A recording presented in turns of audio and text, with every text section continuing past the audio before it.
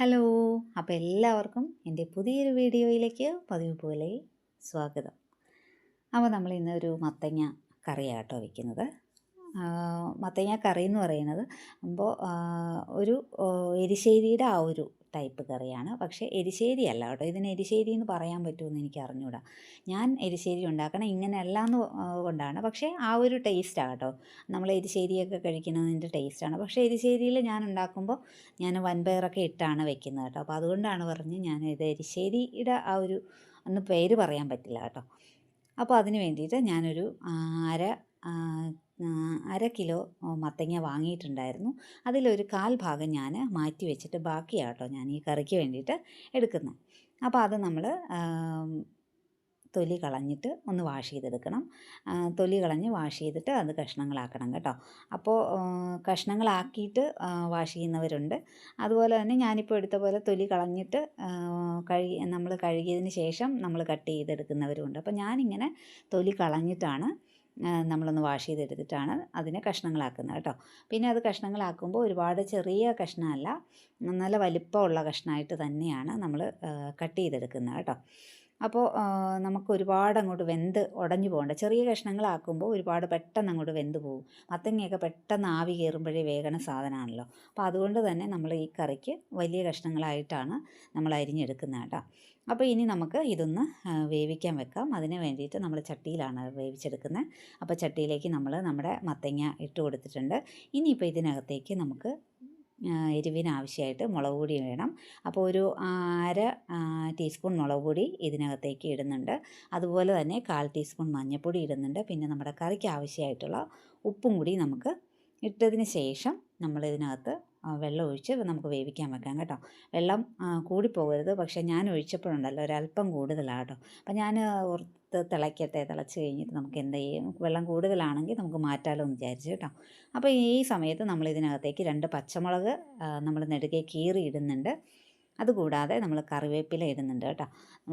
നമ്മൾ ഈ ഇങ്ങനെയുള്ള കറിക്കൊക്കെ കറിവേപ്പിലയൊക്കെ അധികം ഇടുമ്പോൾ നല്ല അതിൻ്റെ ഒരു കറിവേപ്പില ഏത് കറിക്കും നമുക്ക് കറിവേപ്പില നമ്മൾ കൂടുതൽ ഇടുമ്പം ആ കറിക്ക് ഒരു ടേസ്റ്റ് ഭയങ്കര കൂടുതലാണ് കേട്ടോ. നമ്മൾ എല്ലാ കറികൾക്കും കറിവേപ്പില ഇല്ലെങ്കിലും കറിവേപ്പില വെച്ചുണ്ടാക്കണ കറിയും കറിവേപ്പില ഇല്ലാതെ ഉണ്ടാക്കണ കറിയും തമ്മിൽ നമ്മൾ അങ്ങനെ കഴിച്ചു നോക്കുമ്പോഴാണ് കേട്ടോ അതിൻ്റെ വ്യത്യാസം മനസ്സിലാവണം. അപ്പം നമ്മുടെ മത്തങ്ങയൊക്കെ നന്നായിട്ട് വെന്ത് വന്നിട്ടുണ്ട് കേട്ടോ. അപ്പോൾ ഈ കറിക്ക് നമ്മൾ മത്തങ്ങ എടുക്കുമ്പോൾ 100 മത്തങ്ങ എടുക്കാൻ തന്നെ ശ്രമിക്കണം. 100 മത്തങ്ങ എന്ന് പറഞ്ഞത് പൊടിയുള്ള മത്തങ്ങയാന്ന് പറയും കേട്ടോ ഇവിടെ. അല്ലാതെ ഇളത്ത മത്തങ്ങ ഉണ്ടല്ലോ, നമ്മൾ കടിക്കുമ്പോൾ കിരികിരികിരാന്ന് ഇരിക്കും, ആ ഒരു ടെക്സ്ചറിലുള്ള മത്തങ്ങയല്ല, നല്ല 100 മത്തങ്ങയാണ് കേട്ടോ ഈ കറിക്ക് ആവശ്യം. അപ്പോൾ നമ്മുടെ മത്തങ്ങയൊക്കെ വെന്ത് വന്നിട്ടുണ്ട്. അതിന് നമുക്ക് ഇനിയൊരു അരപ്പ് ഉണ്ടാക്കിയെടുക്കണേ. അപ്പോൾ അതിന് വേണ്ടിയിട്ട് ഞാനൊരു ചെറിയ തേങ്ങയുടെ പകുതി മുറി തേങ്ങ ഞാൻ എടുത്തിട്ടുണ്ട് കേട്ടോ. അരമുറി തേങ്ങ ഞാൻ എടുത്തിട്ടുണ്ട്. അതിനകത്തേക്ക് ഒരു 1/4 ടീസ്പൂൺ ജീരകവും ഒരു 5-10 കുരുമുളകും കൂടിയിട്ട് അതൊന്ന് നമുക്ക് ഒതുക്കിയെടുക്കണം കേട്ടോ. ഒതുക്കിയെടുത്തതിന് ശേഷം നമ്മൾ ഈ അരപ്പ് നമ്മുടെ വെന്തിരിക്കുന്ന നമ്മുടെ മത്തങ്ങയിലേക്ക് ചേർത്ത് കൊടുക്കണം. അപ്പോൾ മത്തങ്ങയിലേക്ക് നമ്മുടെ അരപ്പ് ചേർത്ത് കൊടുത്തതിന് ശേഷം നമുക്കിതൊന്ന് ഇളക്കി യോജിപ്പിച്ചെടുക്കണം. അപ്പോൾ ഞാനിപ്പോൾ ഇത്തിരി മുളക് പൊടി ഇടുന്നത് ഒരല്പം എരിവ് കുറവ് പോലെ തോന്നി മത്തങ്ങ കഴിച്ച് നോക്കിയപ്പോഴേ.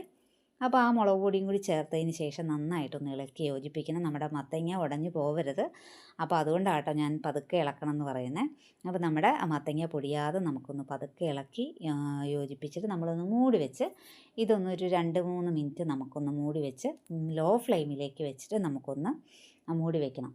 മൂടി വെച്ച് കഴിയുമ്പോൾ നമ്മൾ ആ ചേർത്തിരിക്കുന്ന അരപ്പിൻ്റെയൊക്കെ ആ ഒരു പച്ചമണമൊക്കെ നന്നായിട്ട് മാറിക്കിട്ടും കേട്ടോ. അപ്പോൾ നമ്മളിപ്പോൾ ഇത്തിരി മുളക് പൊടിയും ചേർത്തിട്ടുണ്ടല്ലോ, അതിൻ്റെ പച്ചമണമൊക്കെ നമുക്ക് ഈ മൂടി വെച്ച് ഒരു 2-3 മിനിറ്റ് കഴിയുമ്പോൾ നമുക്കതിൻ്റെയൊക്കെ പച്ചമണമൊക്കെ മാറിക്കിട്ടും. അപ്പോൾ അതിരുന്ന് അങ്ങനെ മൂടി ഞാൻ വെച്ചിട്ടുണ്ട്. ഇനി നമുക്ക് ഇതിനകത്തേക്ക് കുറച്ച് തേങ്ങ നമുക്ക് വറുത്തെടുക്കണം കേട്ടോ. അപ്പോൾ ഞാൻ പറഞ്ഞില്ലേ എരിശ്ശേരിയുടെ ആ ഒരു ടേസ്റ്റാണ് വരുന്നത്. നമ്മൾ കറിയിലേക്ക് ഈ തേങ്ങ വറുത്തിടുമ്പോൾ നമുക്ക് അങ്ങനെ ആ ഒരു ടേസ്റ്റ് തോന്നും കേട്ടോ. അപ്പോൾ അതിന് വേണ്ടിയിട്ട് ഞാൻ പാൻ അടുപ്പത്ത് വെച്ചിട്ടുണ്ട്. ആ പാനിലേക്ക് നമ്മൾ എണ്ണ ഒഴിച്ച് കൊടുക്കുകയാണ്. എണ്ണ ചൂടാകുമ്പോൾ അതിനകത്തേക്ക് കുറച്ച് കടുക് ഇട്ട് കൊടുക്കുന്നുണ്ട്. കടുക് നന്നായിട്ട് പൊട്ടി വരുമ്പോൾ അതിനകത്തേക്ക് നമ്മൾ കുറച്ച് കറിവേപ്പില ചേർത്ത് കൊടുക്കണം. അതുപോലെ തന്നെ നമ്മൾ ഒരു 2-3 വറ്റൽ മുളക് ഒന്ന് പൊട്ടിച്ച് അതിനകത്തേക്ക് ചേർത്ത് കൊടുക്കുന്നുണ്ട് കേട്ടോ. അപ്പോൾ ഇത് നന്നായിട്ടൊന്ന് മൂപ്പിച്ചതിന് ശേഷം ഇനി ഇതിനകത്തേക്ക് വേണം നമ്മുടെ നമ്മൾ തേങ്ങ ചിരണ്ടിയത് നമ്മൾ ഇതിനകത്തേക്ക് ചേർത്ത് കൊടുക്കുന്നുണ്ട് കേട്ടോ. തേങ്ങ നമ്മളൊന്ന് വറുത്തെടുക്കണം. നന്നായിട്ട് നല്ല ബ്രൗണിഷ് കളർ ആകുന്നവരെ നമുക്കൊന്ന് വറുത്തെടുക്കണം കേട്ടോ. അപ്പോൾ ഈ സമയത്ത് എൻ്റെ വീഡിയോ കണ്ടുകൊണ്ടിരിക്കുമ്പോൾ എൻ്റെ വീഡിയോ ഇഷ്ടപ്പെടുകയാണെങ്കിൽ എൻ്റെ ചാനലിലൊന്ന് പോയിട്ട് സബ്സ്ക്രൈബ് ചെയ്യാതെ കാണുന്നവരുണ്ടെങ്കിൽ ഒന്ന് സബ്സ്ക്രൈബ് ചെയ്ത് സപ്പോർട്ട് ചെയ്തേക്കണം. അതുപോലെ തന്നെ ലൈക്ക് ചെയ്യുക, ഷെയർ ചെയ്യുക, കമൻറ്റ് ചെയ്യുക കേട്ടോ.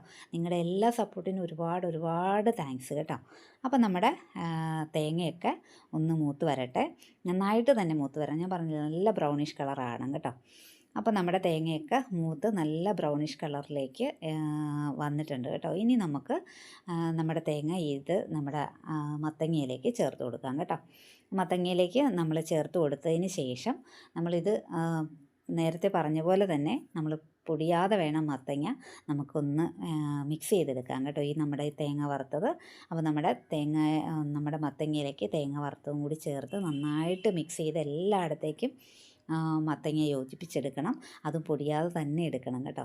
എന്നിട്ട് ഇത് ചേർത്തതിന് ശേഷം ഒരു 10 മിനിറ്റും കൂടി നമ്മൾ മൂടി വെച്ചതിന് ശേഷം മാത്രം നമുക്ക് എടുത്ത് ഉപയോഗിക്കാൻ പാടുള്ളൂ കേട്ടോ. നമ്മുടെ വറുത്ത തേങ്ങയുടെയൊക്കെ ആ ഒരു ടേസ്റ്റ് എല്ലാം നമ്മുടെ മത്തങ്ങയിലേക്കൊക്കെ ഒന്ന് ആയി കിട്ടണമല്ലോ. അപ്പോൾ അതിന് വേണ്ടിയിട്ട് ഒരു 10 മിനിറ്റ് നമുക്ക് മൂടി വെക്കണം കേട്ടോ.